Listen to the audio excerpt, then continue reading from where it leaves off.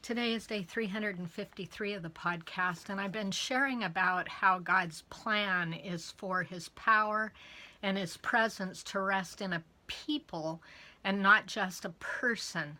So we're going to be looking at the power of unity for the next little bit. The Bible shows us how much power there is in unity from the very beginning. We're going to look at Genesis 11 verses 6 and 7. The Lord said, "Behold, they are one people, and they all have the same language.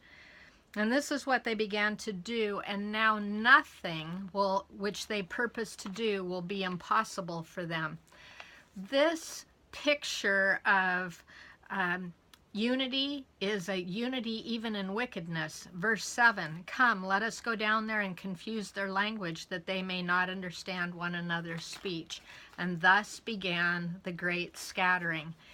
We see from this picture at the Tower of Babel that there's such power in unity that even in wickedness we can see how potent it is.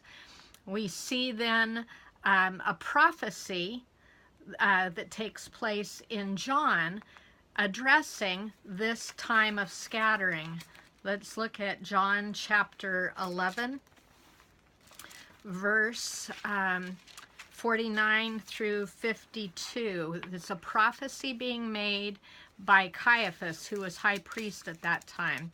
"But a certain one of them, Caiaphas, who was high priest that year, said to them, 'You know nothing at all, nor do you take into account that it is expedient for you that one man should die for the people, and that the whole nation should not perish.' Now this he did not say on his own initiative, but being high priest that year, he prophesied that Jesus was going to die for the nation." That's the first part of the prophecy, but listen to the second part in verse 52. "And not for the nation only, but that he might also gather together into one the children of God who are scattered abroad." That's the second part of the prophecy. God is doing a reconciling work in the life of Christ to bring things back into oneness again. And it takes place in two stages. We're going to look at the first one today, and we're going to look at Colossians 1, verses 19 to 22. "For it was the Father's good pleasure for all the fullness to dwell in him, and through him to reconcile all things to himself, having made peace through the blood of his cross. Through him, I say, whether things on earth or things in heaven. And although you were formerly alienated and hostile in mind, engaged in evil deeds, yet he has now reconciled you in his fleshly body through death, in order to present you before him holy and blameless and beyond reproach." The first point of reconciliation was being brought back into oneness, a reconciled relationship with God. We also see that same thing come up in 2 Corinthians 5, 18 to 21, as a result of God reconciling us to himself.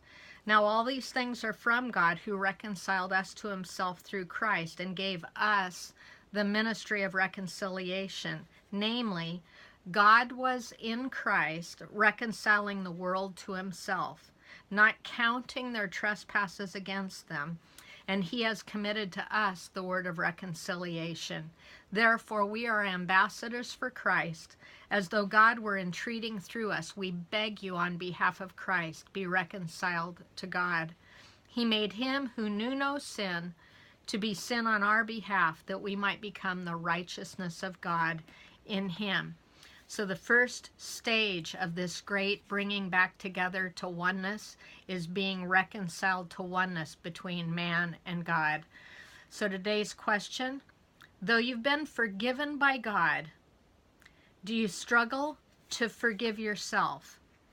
If you do, would you confess this before the Lord and ask him for his help to see what's in the way of you receiving that forgiveness from him?